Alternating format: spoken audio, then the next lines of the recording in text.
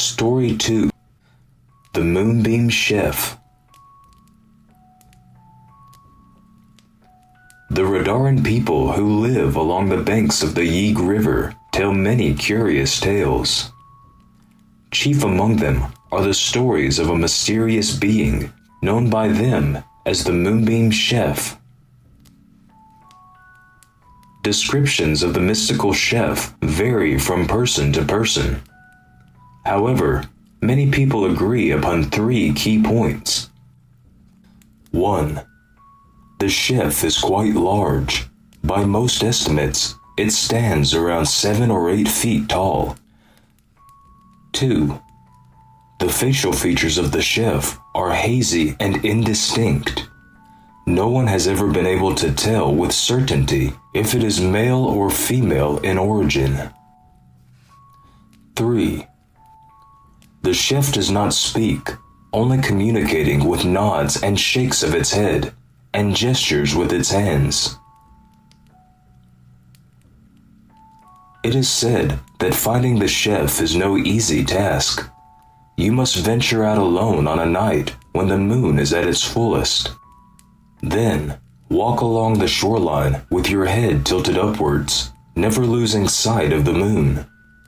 It is important to remember, even if you stumble or fall, do not break eye contact, as this will result in the chef not appearing until the next full moon. The amount of time needed for the Moonbeam Chef to appear varies wildly from encounter to encounter.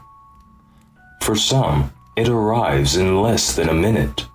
For others, many hours may pass before they see a glowing, spectral staircase leading up into the sky. You must climb these stairs without resting. Even though you may be exhausted from hours of walking, you must push through and make it to the final step. Failing to do so will result in you suddenly reappearing back on the shore, unharmed, but unable to proceed until the next full moon. Once you reach the top stair, a blinding flash of white light will envelop you. Blink until your vision clears, and you shall be greeted with a wondrous sight. You will be inside an enormous building, decorated with beautiful works of art. Vases gilded with the light of the sun, enormous statues carved from pocked space stone, chandeliers cast in precious metals, whose candelabra carry not candles, but miniature stars, and many and more priceless artifacts. Every wall in the building is made of a see-through material.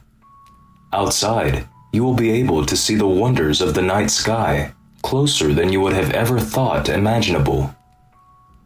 Shooting stars streaking across the inky black void, oddly shaped worlds that drift lazily in orbit around the chef's domain, and many other such wonders. The Moonbeam Chef will greet you from behind a massive counter with a nod and a wave. Be sure to greet it in a similarly polite fashion, as the chef does not tolerate any rude behavior in its restaurant.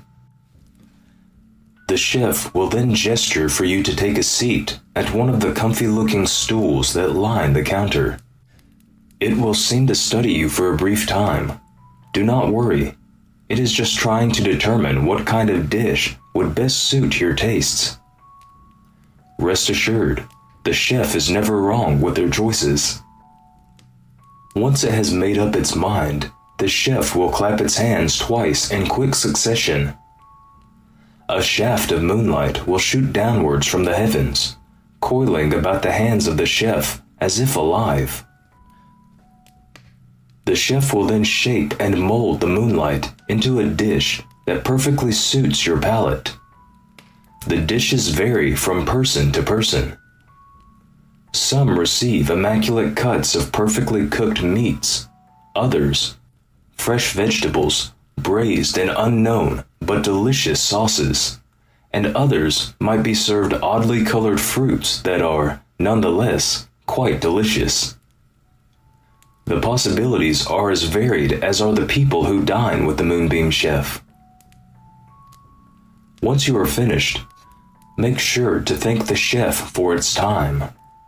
It will nod graciously before clapping its hands again, this time only once.